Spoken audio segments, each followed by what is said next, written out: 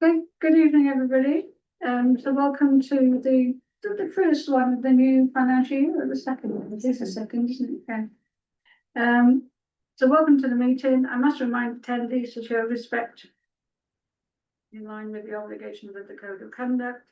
And do we have any apologies for the meeting? Yes, Estelle, Alison and Carol. And everyone else is here. You've got Dave. Yeah, Dave's online. Just joining. Okay, do we have any declarations of interest? Who will we say the apology please? Estelle, Carol and Alison.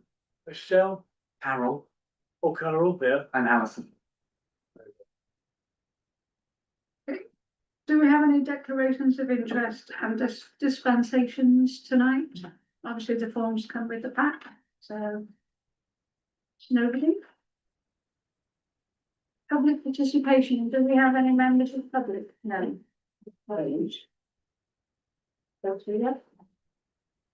So we will move on to minutes and matters arising.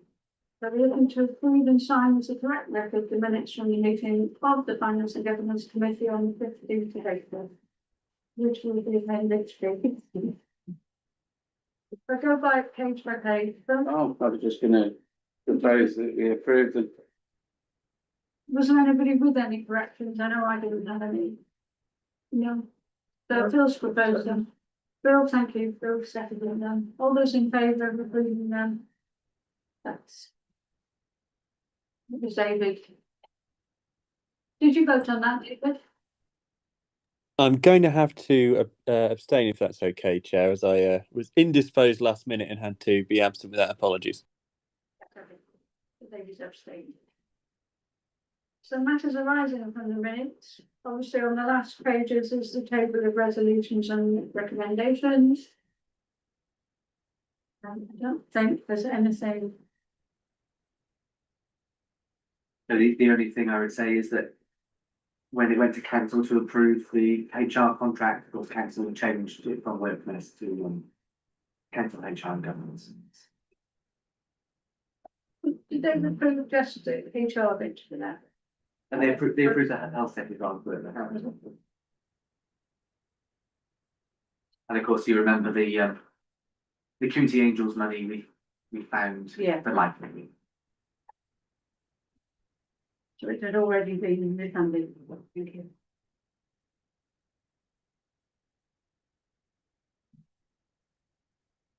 So, Phil? Yeah, can I just say that the I don't know whether you posted to all councillors, but the HR I did. and I thought that was very good and very useful. I think it sort of helps justify our decision. Yeah, and I've used them actually 3 times, and I've had a response back twice already. So useful service already. And we probably need to adopt the recommendations that they've made for things like probationary period. Yeah, well, I think I put my email. I already have. The next contract will be 3 months.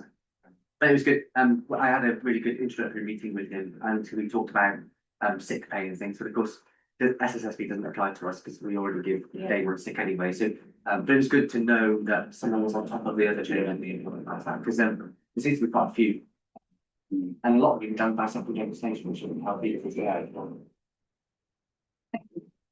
Moving on to business planning and financial matters. So you do the tax, which would be for the first month of the year. Sorry. That's very good. If I go through them page by page, I like these accounts because there's not much to go with it. So page 1, page 2, page 3, page 4, page 5, page 6.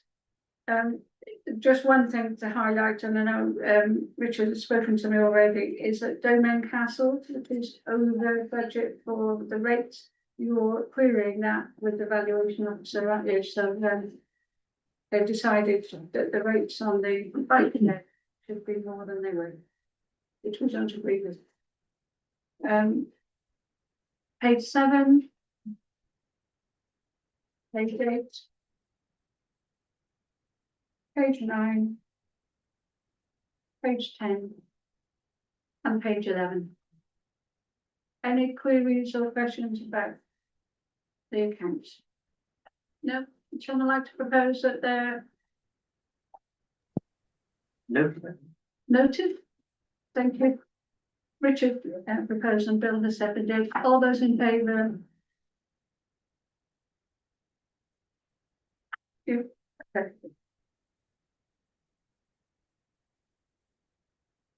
And obviously the first one, the first page, which I missed to look at, was the bar chart. And obviously we're on now a blue light, aren't we? Right? yes.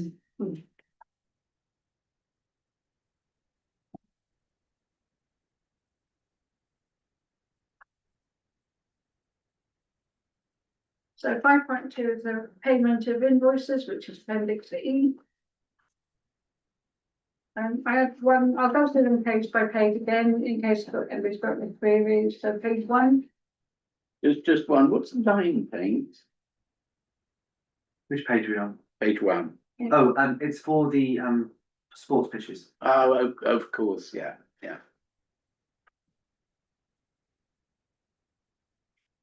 Page 2, I just thought we could highlight the fact that we did have vandalism to the Norton Bailey. Yeah. And so therefore there is a line which has got repairs in it. Yeah, interestingly on that, the police have asked for a breakdown of exactly what we spent, so it includes that sum, but also that staffing cost. So actually in total, with everyone's staffing costs put into it, the vandalism cost us about £750. Which then they can use if there is a prosecution, they can take to the judge, this was the actual cost. Don't hold your breath. Councillor Earl? As I know, there've been a number of other acts of vandalism over the past couple of 3 weeks, and so maybe the police are putting something together, linking different. Yeah, I'm seeing one of them actually tomorrow, so we can ask the question. Kim's at least seen them, but we can ask the question. It does seem to be. I saw over the weekend there was some vandalism at Burgess Lands. It actually wasn't our playground in the end, or any of our No. assets that got vandalised. There has been vandalism there and vandalism in Bluegrass Woods as well. Yeah, I'm not so sure. They'll have to ask them about it. So page 3. Page 4. Page 5, and I do have a query on page 5. Which one is page? It's one that has border pest control. I just Yes. wondered why we were paying for the pest control at Dollar Valley. Because it's our land and we have a responsibility under the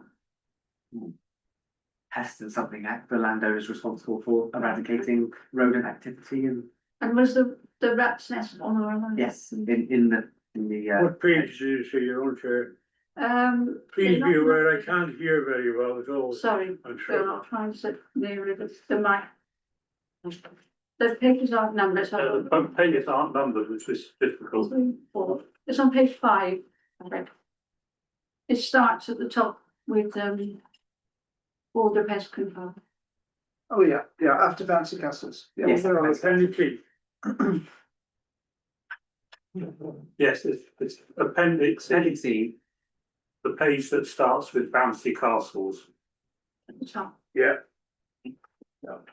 I got a query on that page as well. Okay, my other query on that page, it relates to Otis lifts and the date of those invoices. Yeah. Hmm. Yeah, so they were just never in the system. So Otis have been reconciling their accounts and we haven't paid the invoice. So you'll notice in this payment approvals list, there's quite a few invoices that are from previously that have now come into the list because we just need to get council to approve them before we can pay them. But for example, if you look at the page over, you'll see that there's a payment for £96 to the Powersland Club, which I need to investigate with the Powersland Club treasurer sitting in the room. I declare an interest. No, it's fine, no. We're not actually going to pay it because we don't actually know what it's for. There is no invoice for it, but on our system, it's still saying it's unpaid. So there's some work for me and Sonia to do about contacting these people about what do we actually owe them. Basically, we're trying to get our accounts up to what other people's are. The figure suggests to me that it's for a box of books. That's what I think we talked about this previously. Yeah. Lots of books.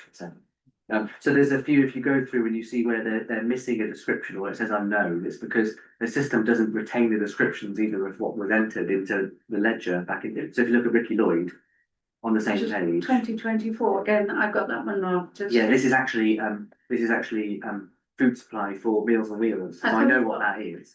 But however, so looking at their statement, those invoices just not on our system. Is the fault with Otis, does that lie with them or with us? No, with that. No invoices were never entered into our account. Right, okay. So they'd like their money. Fair enough. But, And an apology for the Yeah. time it's taken us to pay. Yeah. Mm. the oldest one is actually 2023, and it was on the first page. And it was for Broadcom, and it was the 28th of November 2023. And it's for line paint again. Oh, right, yes. But these people haven't been chasing us for penny, so that's fine. But again, because it's not, but we need to make sure we pay the bill Yeah. we actually receive. So But I don't know why they weren't entered before my time. Do we know if any more of these will turn up? No, The answer to that is no, we don't. No, this is actually, I found an even older one for you. On page 2, you'll see Gilbert and Davis is 2022. Now this is work on, I believe, is on the lease of the hospital allotment site. So unfortunately, like all good solicitors, they're not great at chasing up their letters, but it's what it is. But is there a possibility that some of these could have been paid and not recorded as paid? No, because their statements are telling us that they're unpaid. yeah, So that's fine. that's how we've Yeah. we've revealed them, is that they're And then we can't trace the invoice No, or wherever we- you reckon that was exactly. paid. So we're just having to re-enter them. So you're saying no, it can't happen again? No, because every invoice we receive is added to the system. Clearly, those are just not being added. What do we? Page 5, Chair, can I just query one? Yes, Phil? I don't think I'm dull, I don't think I'm stupid, but I'm quite prepared to be proven wrong, let's put it that way. Can you explain to me the fourth one down? Octopus electric vehicles, salary sacrifice. What's that about? I mean, have we disciplined somebody who's driving a vehicle? No.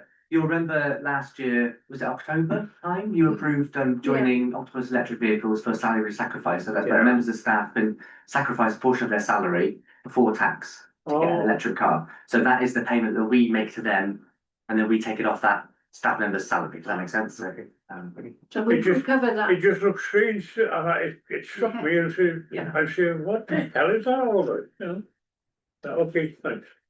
Can I just, through the chair, thank Councillor Pritchard for raising that, because I was wondering about it too. Yeah. Oh. well, you missed the 2 previous ones on the last. Yeah, one. but Yeah, I know. But because it uses the word sacrifice, you're. That's what you it's look at called. that. Is there much take up on that, Rich?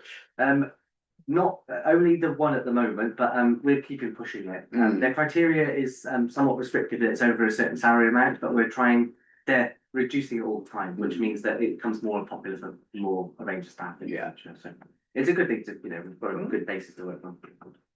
I have seen them on previous payment schedules. Yes.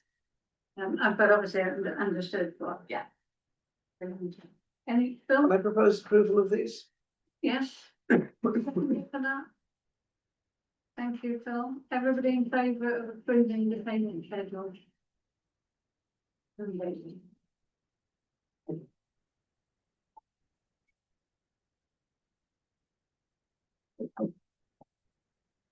Any pages? It's scrutiny on payments. Is there anybody can feedback on the scrutiny? Yes, thanks to the town clerk reminding me this morning that it had not yet been done. I did pop down at lunchtime, and this was very useful because also it gave Sonia a run through in what she will actually be taking on, because in future. I understand she'll be dealing with this aspect of things. And I actually looked at two payments out and one payment in at random. Everything absolutely as it should be. And I had a very sort of interesting look through the accounts as a whole. And I have to say, although Sonia regards the system we use as not entirely to her satisfaction, the way we're maintaining the accounts is as faultless as can be at the moment, I think. So, no, Yeah, thanks, yes, and whilst we're on the subject, I just say that I think Sonia's been an extremely good appointment. I think she's Absolutely, very, yeah. very efficient, very switched on, and has been a real asset to the team, I think. send our regards to Sonia. I've been singing the praise all afternoon because it was a one-to-one today, so I've already had a afternoon of saying the same thing, but I will have. So We need some people for May, We do. June and July. I'm happy to do one. Okay. I'm happy to do one, but I'm away for quite a bit of June, so I'm not sure I can do So- July and June. Which of these are quarterly one, I suppose, is Right, so May. May will be a quarterly. No, it won't. June will be a quarterly. So whoever's a signatory can't do June, but remember June is done in July. So Yeah. May's is, so you've just done April's in May. Yeah. May's is done in June, June's done in July, and July's done in August. So we're just filling that. And of course, some of you might not actually be on this committee, but come next month. But you still can do. You can still do them, yes, please. Don't all jump at once. So if I do one, Phil does one, and then we want somebody who will do the, so it's not a signatory. Yeah. Yes. Oh, well, Phil's not signatory, so he can do Oh, he can do June and you July. can do the. No, signatory. Yeah, Do we need another person? If you could, it just helps pull up the. well, slide to July Yeah. in August, In August? Yeah. yeah, just remind me. Yeah, no, of course. No, we will. Do we need to vote on this? Yes, please. So I'll propose it, doesn't matter, that myself, I'll second that. Bill Owen and Richard do whichever one, May, June, July. Yes. Everybody. And Bill seconded. That's everybody. Thank you. Item 5.4 is a strategic plan, which is appendix F. And all I can say when I looked at it was good to see that everything with it was either ongoing or in progress with some completion. Is there anything you want to report on? No, there's the slight change to the first one that we need to make following your council's decision last month. Also the newsletter one, we're just waiting there for Dave to start. Yeah. Before we do anything. We're getting some quotes for, I know you talked about having door to door for 6 months. And our experience of the last one wasn't exactly positive, was it? So we're obtaining a quote for a different mechanism. And I will bring them back to council and bring that to this committee next month, and then you can. Somebody did tell me why the post office was so poor at doing it. Oh. And it all depended on how much mail you had. Yeah. And if you didn't have any mail, you didn't get it. But if you did have mail, you might get 2 or 3. Well, having had about 10 million election leaflets, Yeah, I know, I could understand it myself yeah, on that basis. We It get was quite like a lot they- of mail, but I haven't had one through either, so. yeah. It was so bizarre where people, because I think Tony did. Did he? Yeah, it was on the same Yeah, postal just route, surely. I across- know. across the road. Bizarre. So we are going to get quotes for delivery. Yes. Anybody got any comments on the strategic plan? No, that was okay.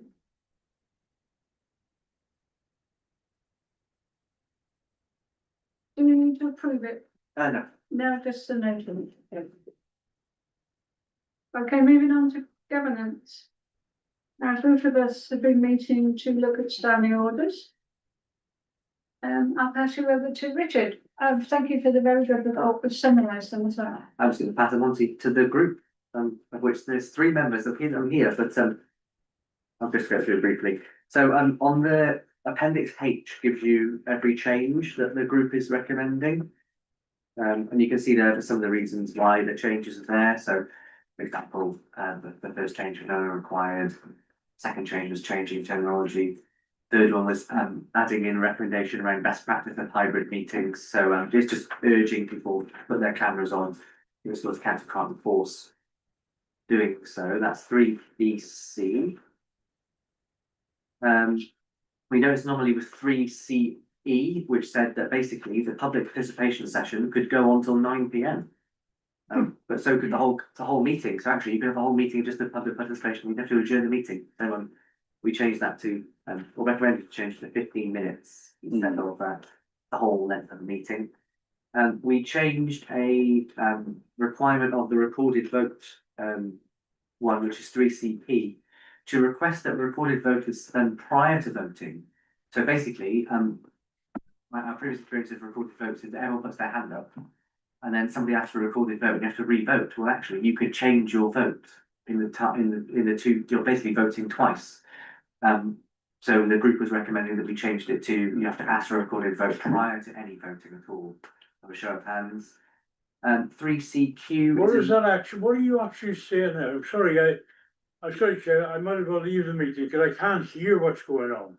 I've got this problem and it's not my problem, you know, I can't do anything about it. But at the end of the day, I don't understand that when I was looking at it myself. Can you tell me exactly what's being said? Well, Phil, you're on the group and we had this discussion, and I will repeat it again. So. Yeah, tell me again.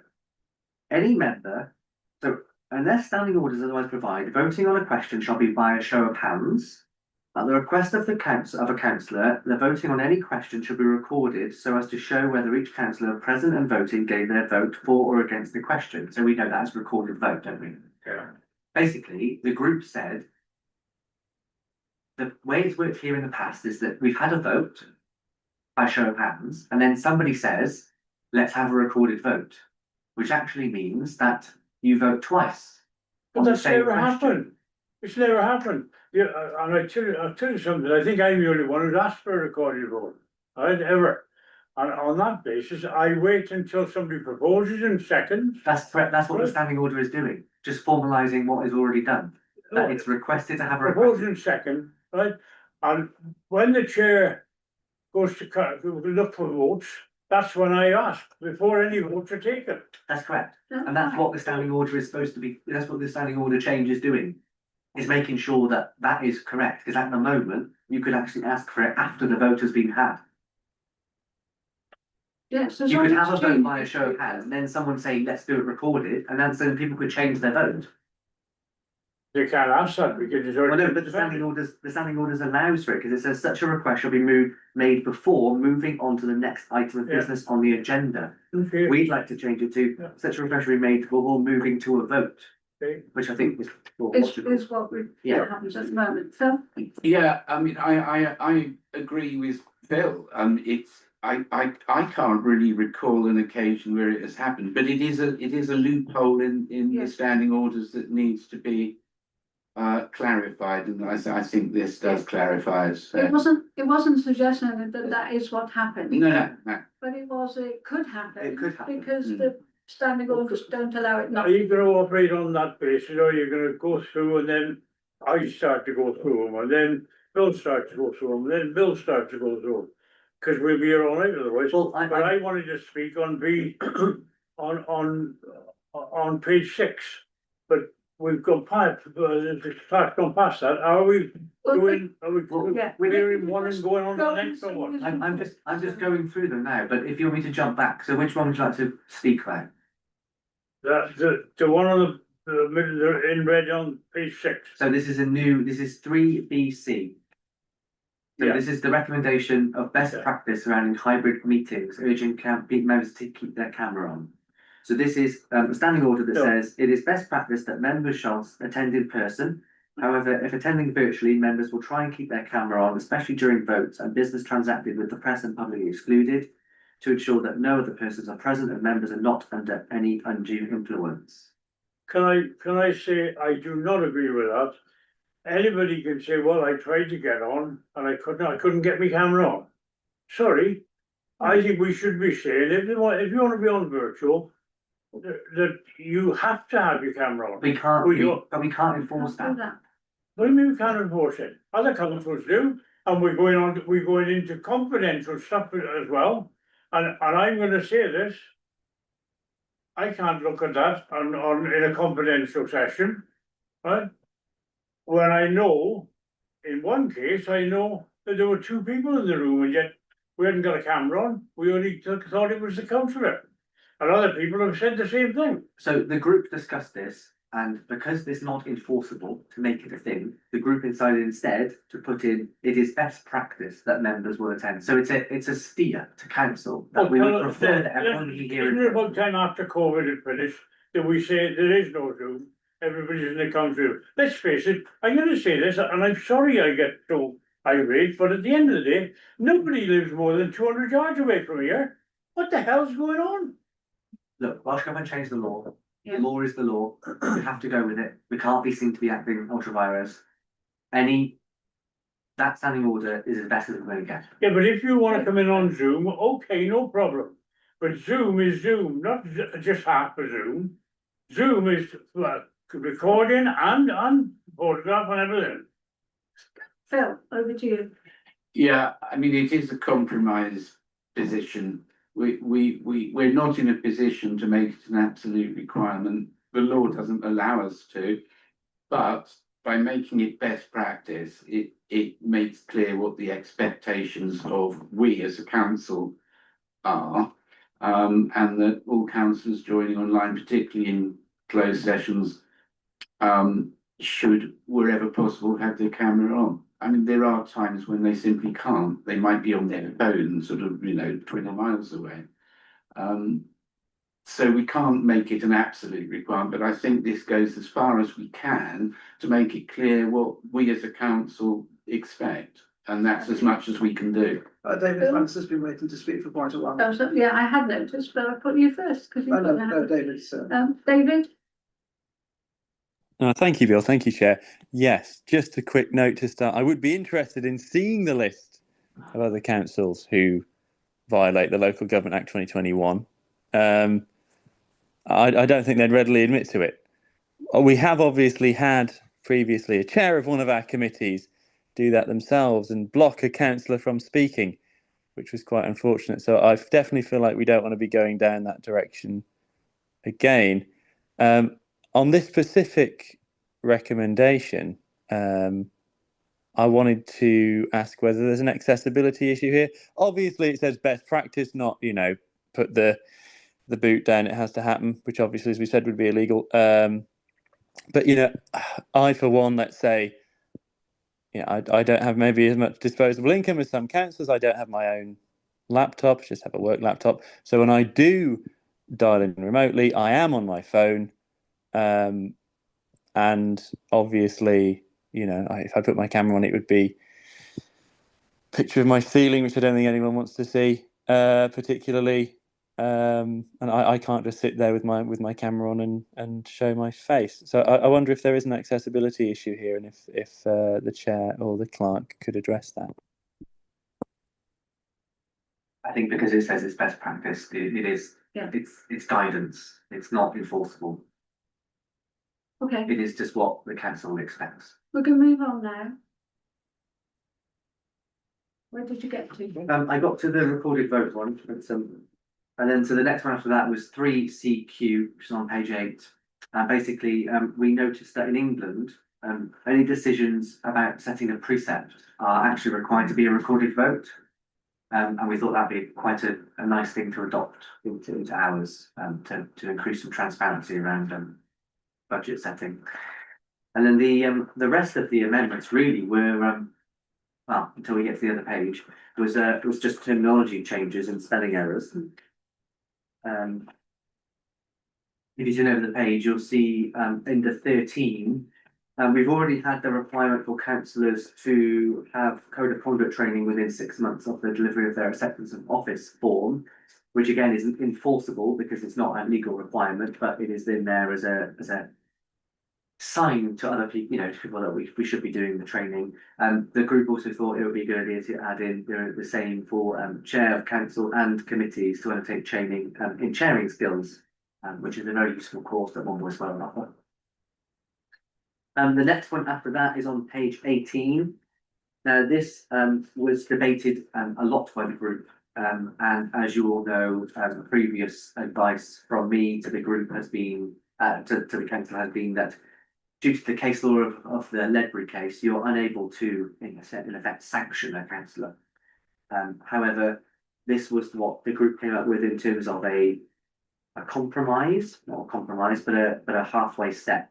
That just upon notification that a complaint has been concluded, this is after a complaint has been investigated and there is a report from the Ombudsman available, that the proper officer shall place the report on the council agenda and the council then can decide what actions that they consider to be appropriate. At the moment, there is no mechanism requiring that a complaint, the report, after a complaint has been included in a report written, there's no requirement that the council do anything about that report. So this is about just having it on the agenda. Again, any decisions arising from that would be subject to case by case advice from myself and you know the HR support that we have. It all depends on the case that is being investigated by the Ombudsman.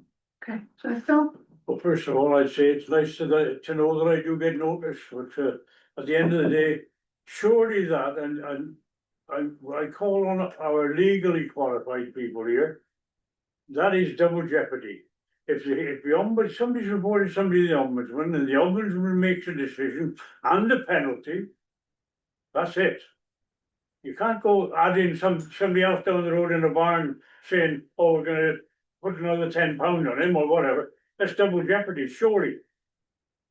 so it's no suggestion in this that Yeah. any action is taken purely that it gets reported to council and for them to consider that.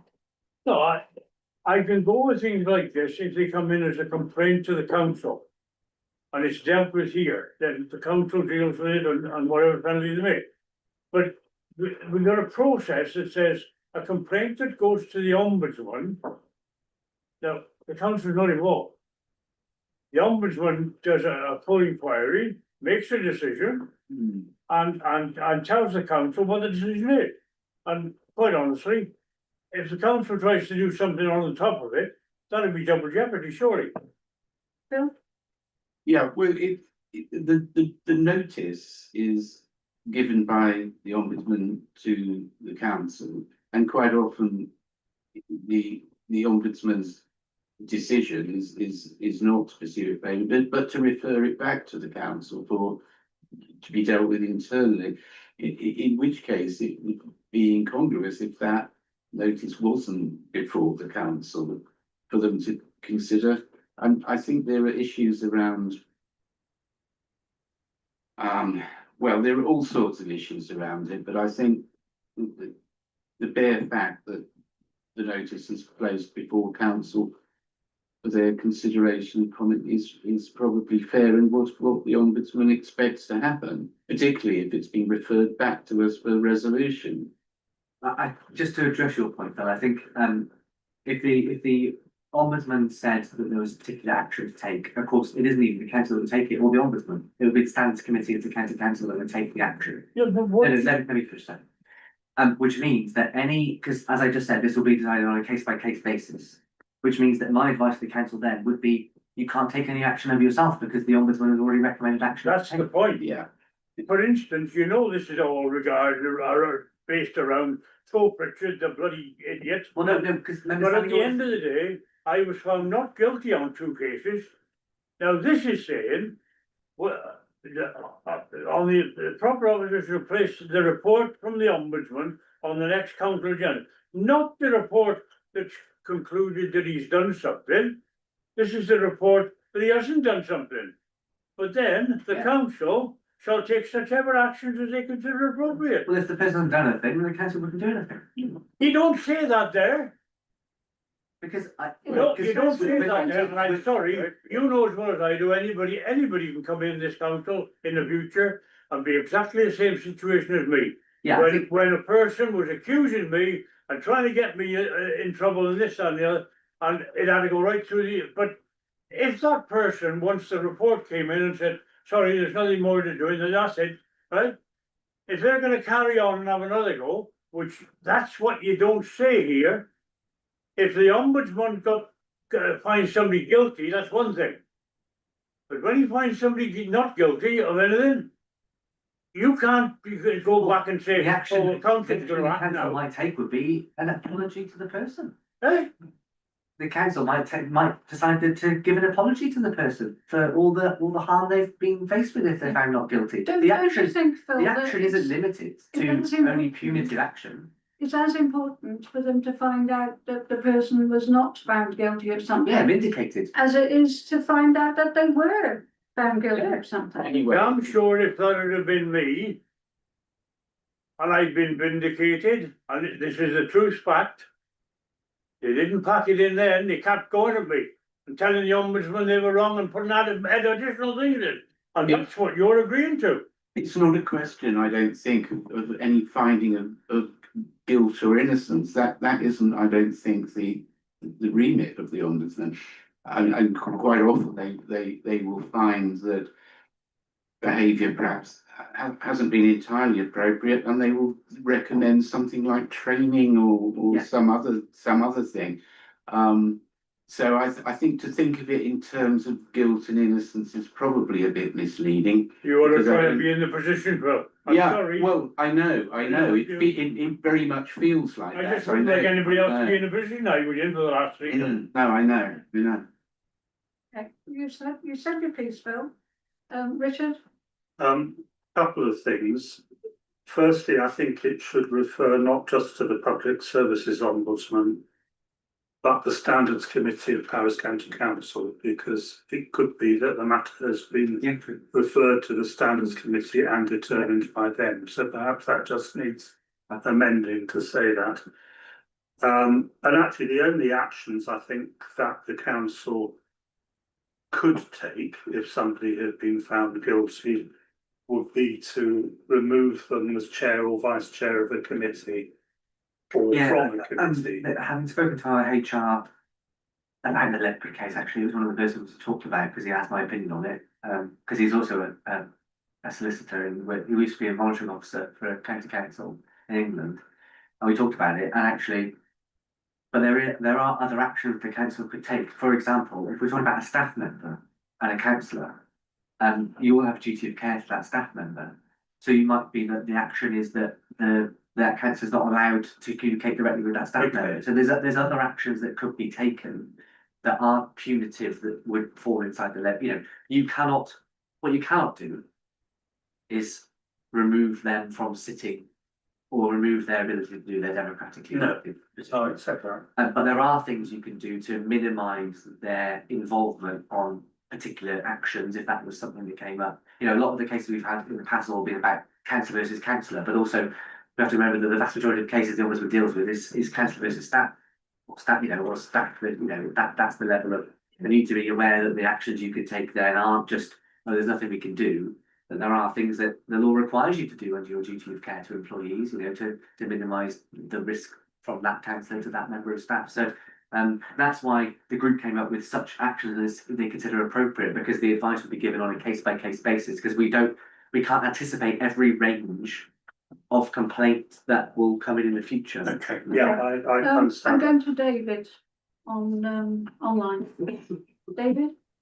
Thank you, Chair. Yes, my understanding on this one is that the Ombudsman does often refer cases, yes, sometimes to the Standards Committee of the County Council for some sort of judgment, but perhaps more often, I'm not sure what the statistics are, but based on my understanding, more often will decide that a case doesn't necessarily reach that threshold, because it is quite a high threshold. And like other councillors and perhaps the clerk, if I recall, have said, may refer that councillor, like we said, for training, for a local resolution within the local council, the town and community council itself. And if the council at large aren't aware that the ombudsman have said that, then how can they possibly be expected to enact the recommendation? So to me, that this just seems like a very basic necessity not to have this, and to keep councillors in the dark over the misconduct, or indeed, as has been said, accusations of misconduct which have been found not to be the case, one way or the other, seems very, very strange to me and anti-democratic. We do have a massive problem with councillor behaviour in this council, as we've said previously. So we do need to up our game in starting to address that. And if we are seen not to, and we are seen just to accept the status quo, then we will again, I believe, be perceived as an anti-democratic council who doesn't care who might be excluded through the tolerance of bad behaviour. Okay, thank you. Bill? I wonder whether we might add after council in the last line on the advice of the responsible officer. And that then just makes it clear that it is something that's being done on a case by case basis and according to what is legally permissible and right. What do people think? Maybe, except sometimes, well, I don't know. What if the responsible officer is involved in the complaint? Well, actually, the standing orders accounts for it, because if you go to, I think, is it 19, it actually says that if it was me involved in a complaint, that I wouldn't be able to act as proper officer for a complaint. So it'd be someone else. I mean, giving me advice. that's why we yeah, carry on. That's why you have to word it in that way, because you can't put the word clerk, because it might be Yeah, just clerk as the issue. If you just put proper officer, then it could be someone who is. Yeah. I think that's a good idea. Yeah. So, Phil, please don't repeat anything you've already said, but is there anything else you want to say? Sorry, Is there anything else you want to say? I can't hear you. Is there anything else you want to say? Yes. And I'll say this openly. In my problems of the last 3 years, I had a barrister, a senior barrister from Cardiff, who advised me to take this council to the High Court because of exactly what I've just been talking about. Now, please yourself, but I can see this council with some of the people's attitudes, I can see that happening. But that's the advice, and I mean this most sincerely. If it happens to me again, I will do exactly that. If that's still his advice, I'll do that. And the way you're changing this now would give the legal people more rights to take this council off and bankrupt this council probably. But it's up to you. Carry on. But Mr. Clark, can I ask you one thing? You and I tried this system before anybody else came in, and it was perfect. Yes. But all of a sudden, it's just dawned on me, it's not this system that's working, it's that thing. You know, There's nothing coming through here. nothing's changed. That was on when we were testing the system. Well, there's nothing coming through here. Anyway, doesn't matter, it's only me hearing. But so be it. Are there any other questions about the standing orders? No? Would anybody like to approve that we recommend these for committee with the amendments we've suggested? So the amendment is the adding of this town's committee and the adding on of the advice. Thank you. Can I have a recorded vote on this, please? Yes. You can, yeah. Would someone like to propose? Thank you, Bill. Is there a seconder for that? Thank you, Richard. All those in favour, I'll go around. So Bill, In favour. Richard, In favour. Bill, Abstain. Bill, Oh. I'm voting for. David, Yep, also for.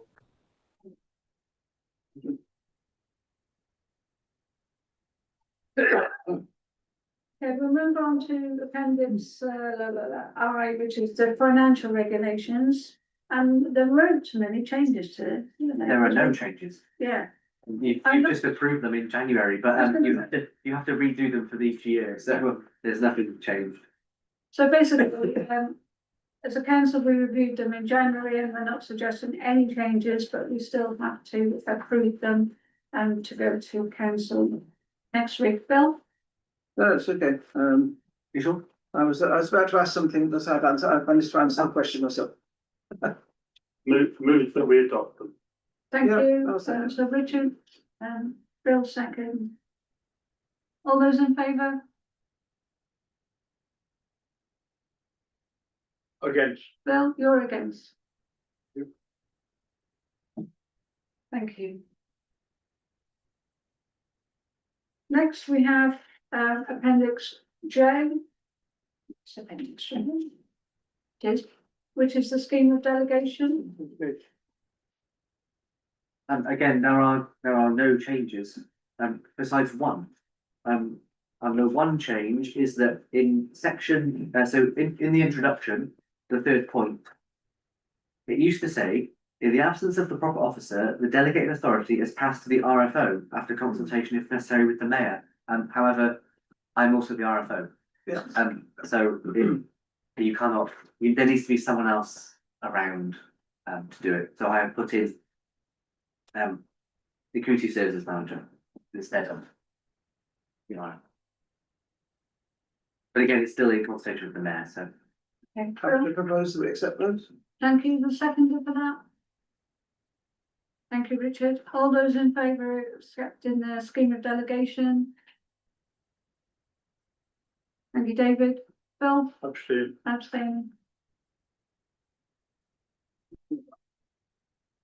So we're moving on to Appendix K, which is the investment and reserve strategy, 26-27. Have we had one of those before, Richard? Yes, it's exactly the same as last year's with the figures updated for this year. However, there is a spelling mistake which Bill did contact me. Thank you, Bill. Oh, I did look for a spelling mistake. It says budget income, not budgeted, in the third bullet point, where it's living under that. So I have now amended that, thank you. If I was being really picky, that there is an apostrophe in the following paragraph, which shouldn't be there. But, Thank you. What was that? Third paragraph there says budget. Yes, this is exactly the same as you approved last year. Propose we adopt. Thank you, Richard. Seconder for that. Thank you, Phil. For no ends. All those in favour? Phil? No. Okay. He's abstaining.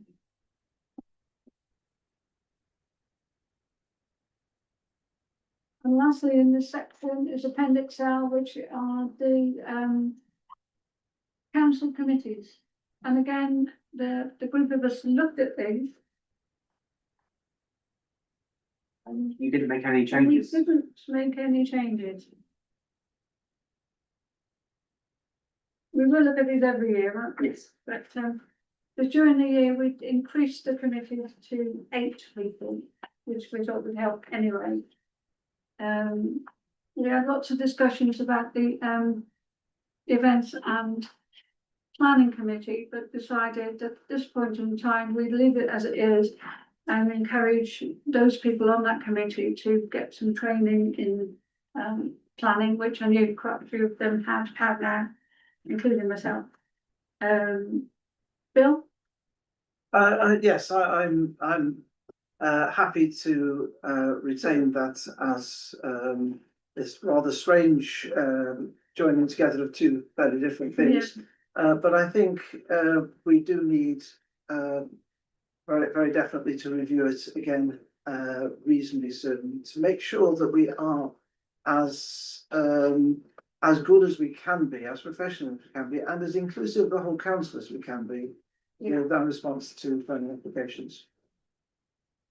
I mean, it is worth pointing out that all planning applications received do go out to all councils. Indeed, yes, yeah. And the public actually. Bill? Yeah, I'm not, it still strikes me as being standout incongruous, because the people that are interested in events are not necessarily the same people who have much of an interest in planning or indeed understanding of it. I mean, I'm happy that we keep it for the as it is for the time being, I think it does need looking at, even if it means having events followed by a separate planning committee meeting, but I just don't feel at the moment that they dovetail together, you know? I think one of our rationales was there will be a new council next year. Yeah, Yes. And that might make a difference to who's on committees and what they do. Any other questions on that? A separate point. Is it necessary under Finance and Governance Committee to have, but not the approval of, after strategy, policy and transfer of services? Because that applies with everything. I mean, Good point. everything is. Yeah, I think it came from last year when SPD, of what it was then, SPD, Strategy, Policy and Development. This committee was taking over some of the elements of that, but not all of them. So that's why it was added in. But you're right, Yeah. because actually the committee doesn't have delegated powers, so actually it wouldn't have the approval of any. I agree. I did wonder why it specifically said. It was to do with the transfer last year, but I'm happy to. Because we won't be able to approve them anyway. No. Is everyone happy with the delegation that events and planning does have? Say again? Is everyone happy with the delegation that events and planning does have? The delegation that, The events and planning committee do. They're the only ones that do have a delegated power.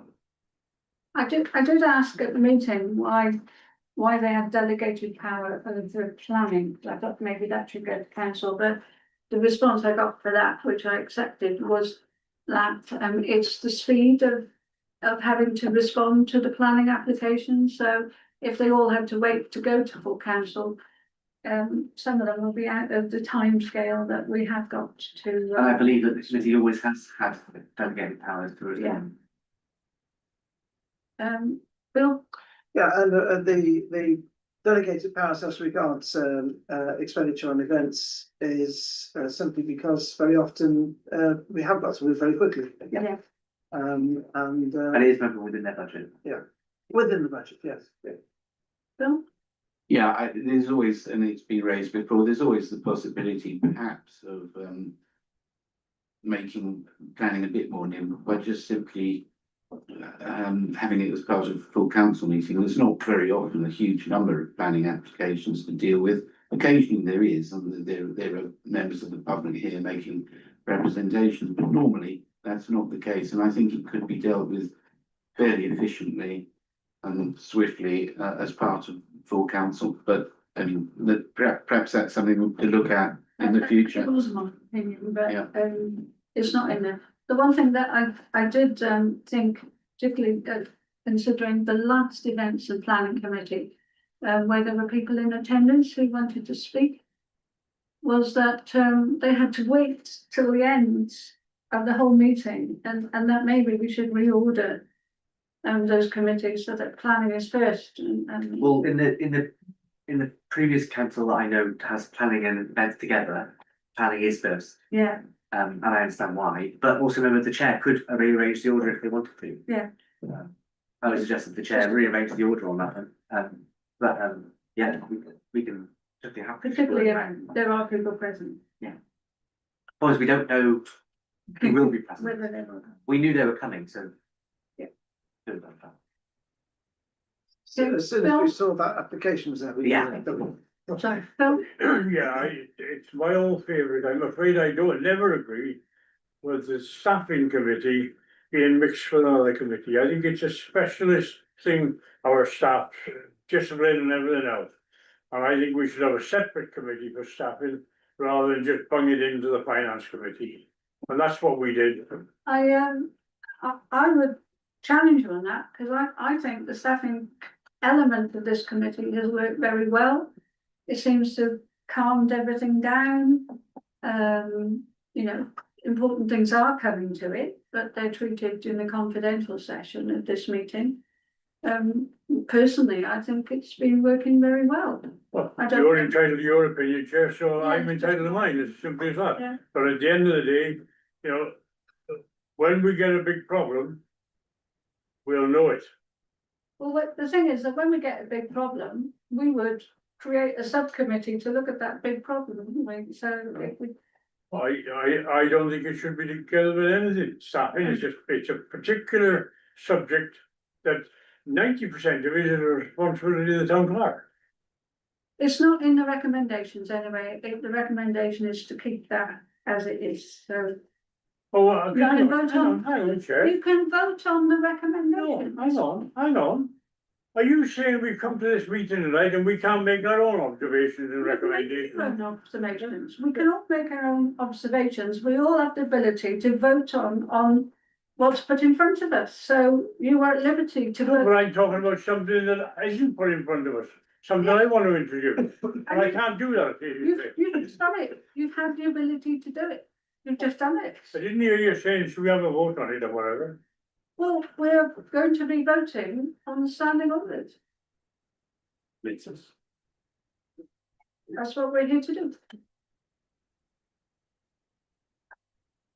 Okay, so going back to the committees, the council committee. Oh, Dave, got it. Dave, oh, sorry, Dave. No, thank you, Chair. My question is on events and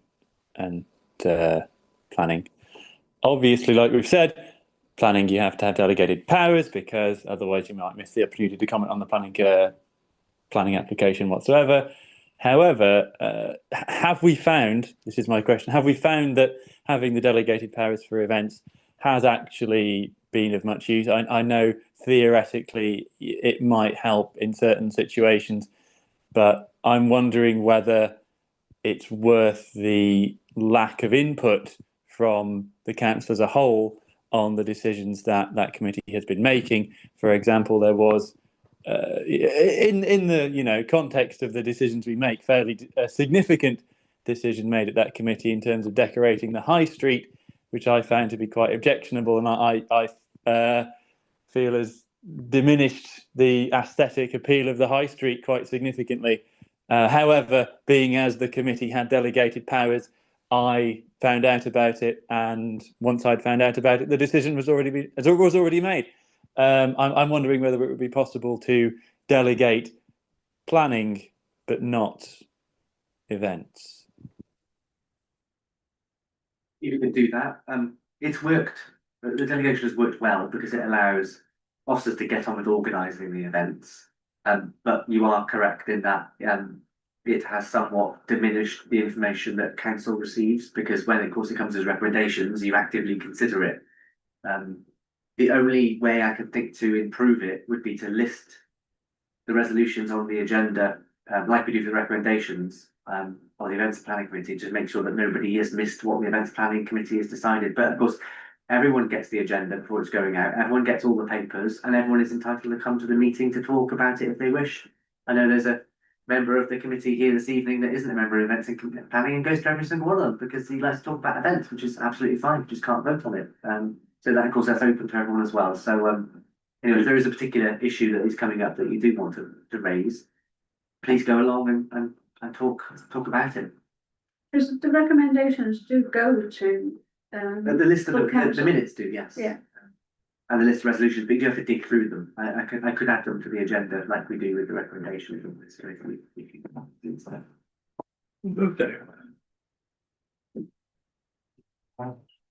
That's my brother. Your brother? Yeah.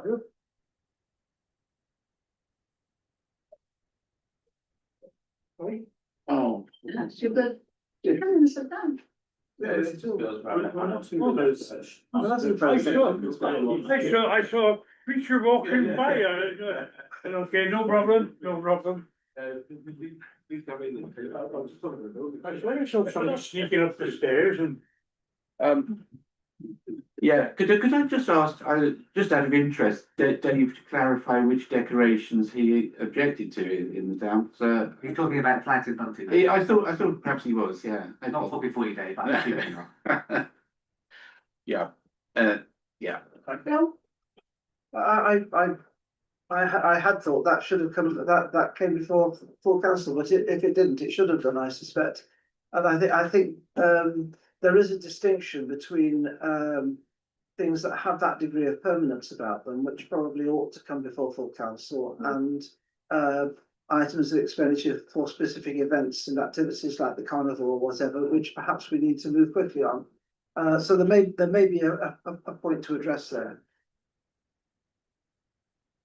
Richard? Yeah, I agree with Dave and Bill on this, is that I think I cannot see why, for instance, this committee should have delegated powers on economy and regeneration, which are fairly strategic matters. And also on tourism and tourist information. I just wondering whether maybe we could delegate the powers on events and festivals where quick decisions need to be made, but not the others. Oh, sorry, and planning as well. Planning obviously has to be delegated. I don't disagree with that, because when it was delegated and being on the committee, and things weren't being, there were some things that weren't being discussed by full council. I thought that the delegation would be on for the events side of it and not for everything else. So I was surprised that it had been taken as everything, because it's the events part. Well, yeah, it says to have delegated authority on the matters referred, so all of the matters referred there. Yeah. And to spend within the agreed budget following professional advice. But I'm happy for you to amend it however you want to. I'm happy to propose. I mean, can we amend it now, or have we agreed to accept that? We can recommend it. Okay. Can I suggest that Hold on you, a second, Phil was in the middle of talking.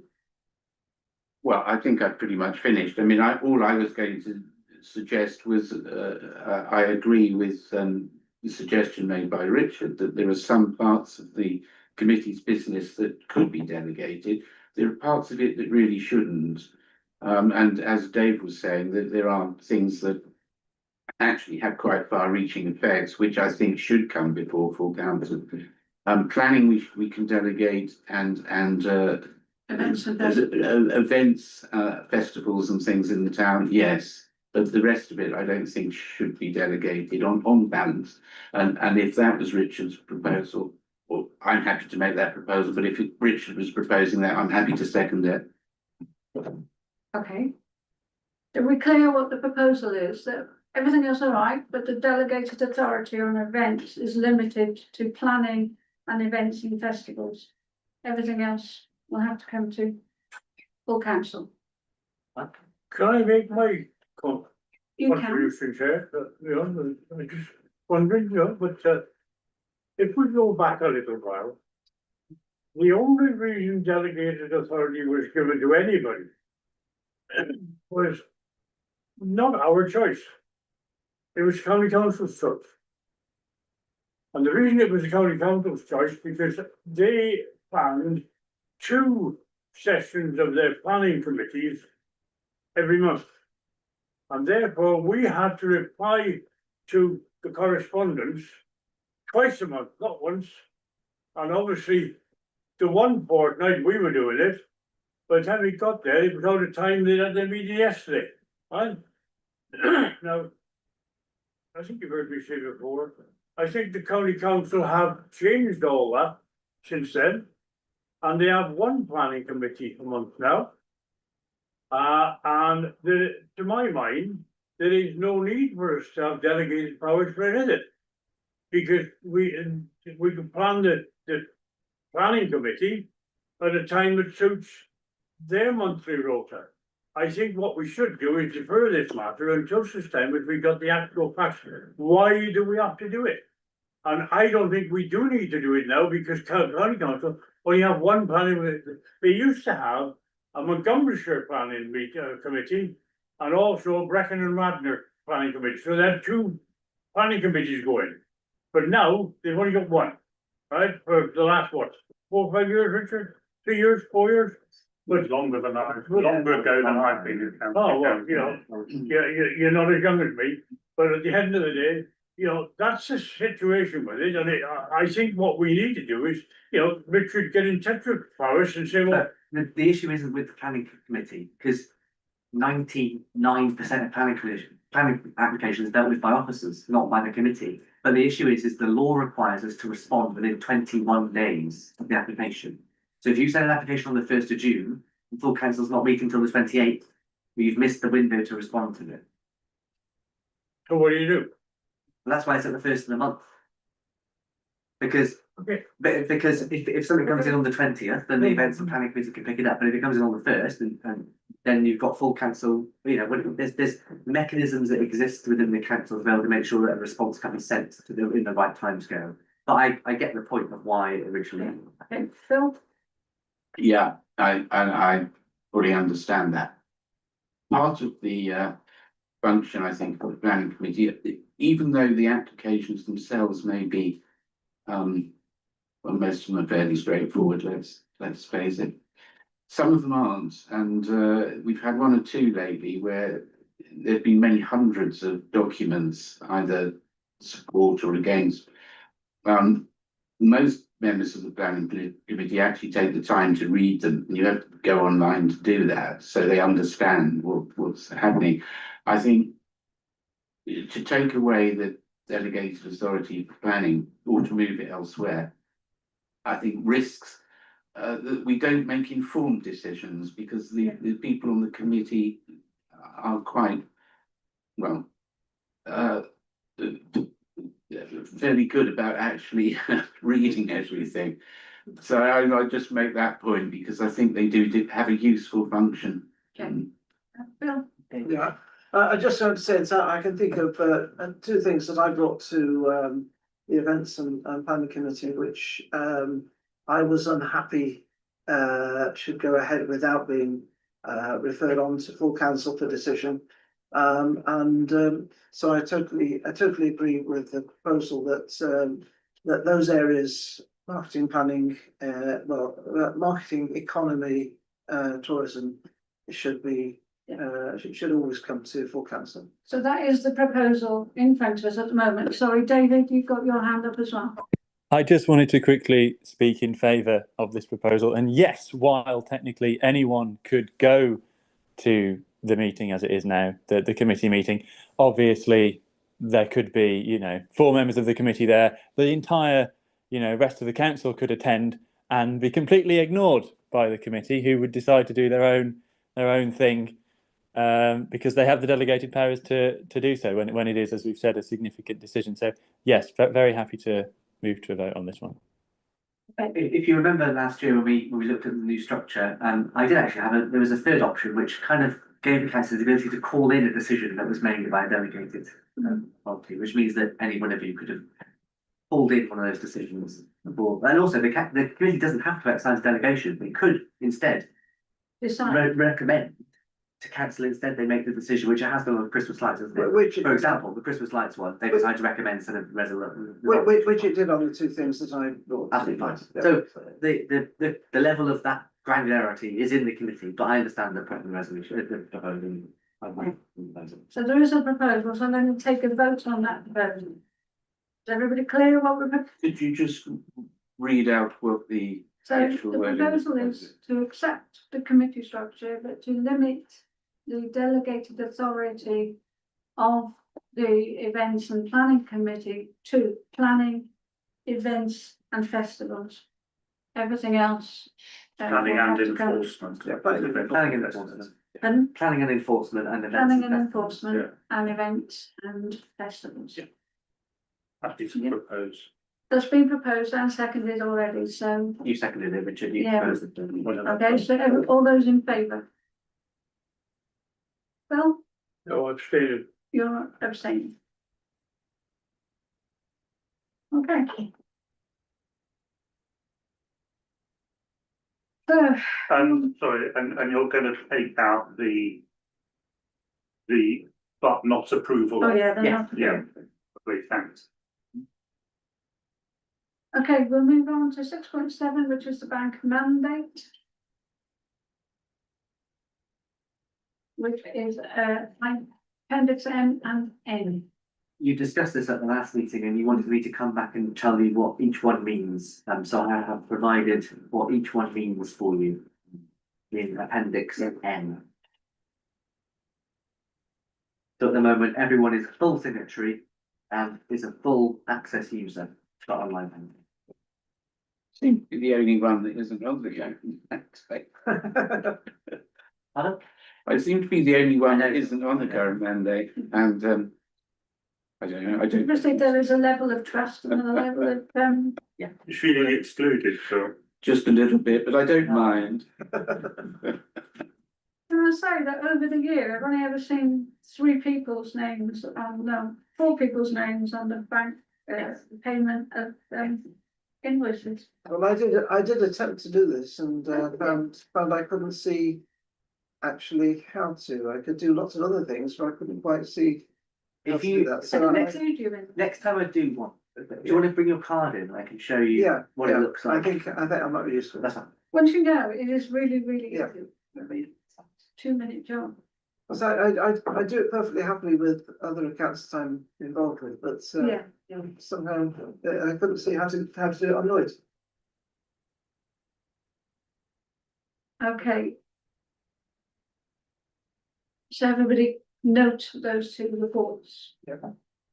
So 6.7, civility and respect. Are you recommending any changes? Were we recommending anything? No, it's up to you. Are you happy with the current mandate? Do you want to add any new people? Do you want to amend the current list of signatories? I think there's enough on there at the moment So yeah. to allow council to function. Yes. But aren't we replacing that with mayor, deputy mayor, heads of committees and? Well, yeah, that was the danger was replacing with that would get rid of some people who actually are very useful. For example, you, Richard. Yeah. No, you are one of the useful signatories. So it's either you, Alison, or Morag. That is true. So Ben sometimes, I think, doesn't it? yeah, I don't think Ben has the time I've been here, but yeah, I wouldn't like to see Richard kicked off because he's not one of those 4 positions, and then us struggle to get payments approved. That's why we've held off implementing that resolution. It was Vanessa's to implement actually, and then of course. But whatever you want me to do with the mandate. And of course, I think Alison has some concerns about everyone was a full signatory. Well, maybe it should And just it's be all all active. councillors then, because the Well- current list pretty much encompasses the whole council. The thing is, if it's a whole council, that raises the risk of somebody accidentally, trying to do something and cocking it up, or somebody deliberately trying to do something and cock it up, or do something that they're not supposed to.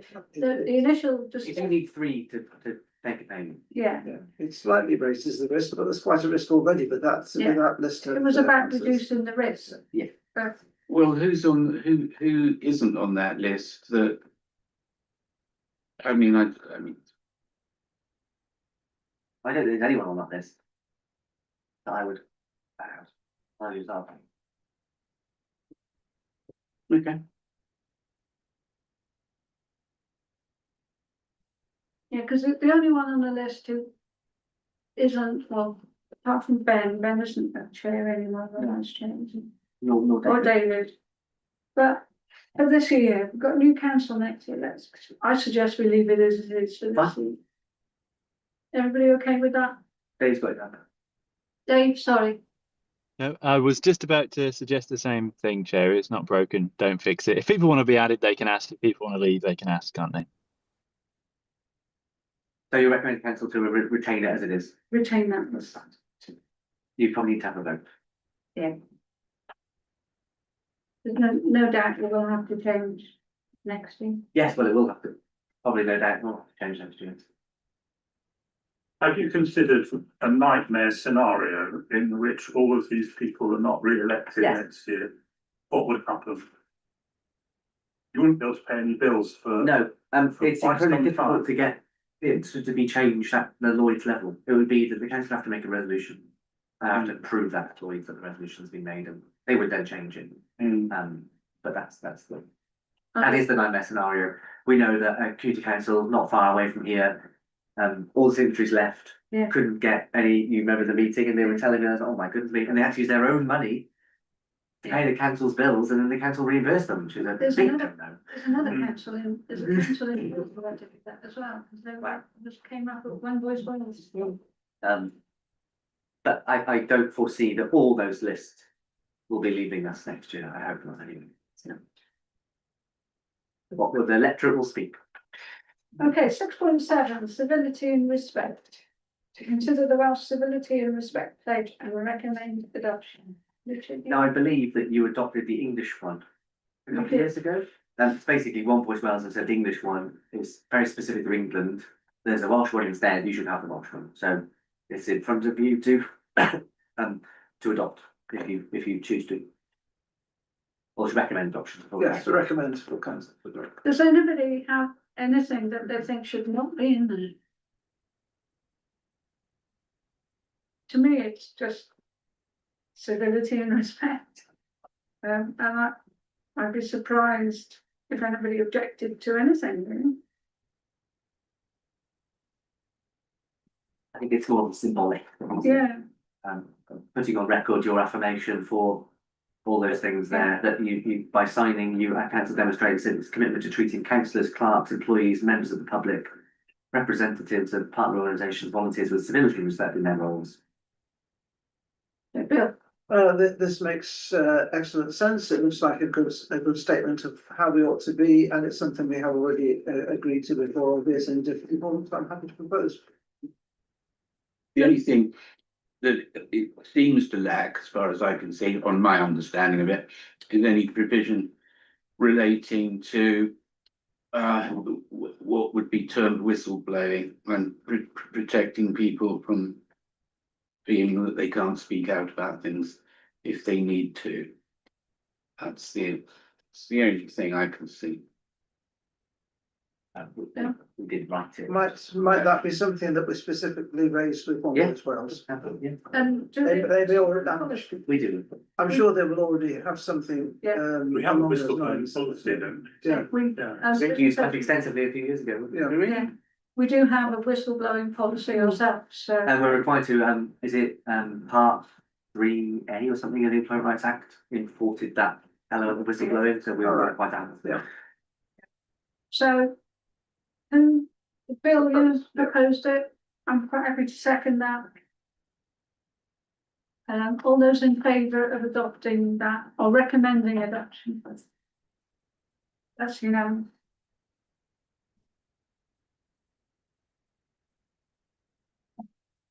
Has anybody got any items for future agenda?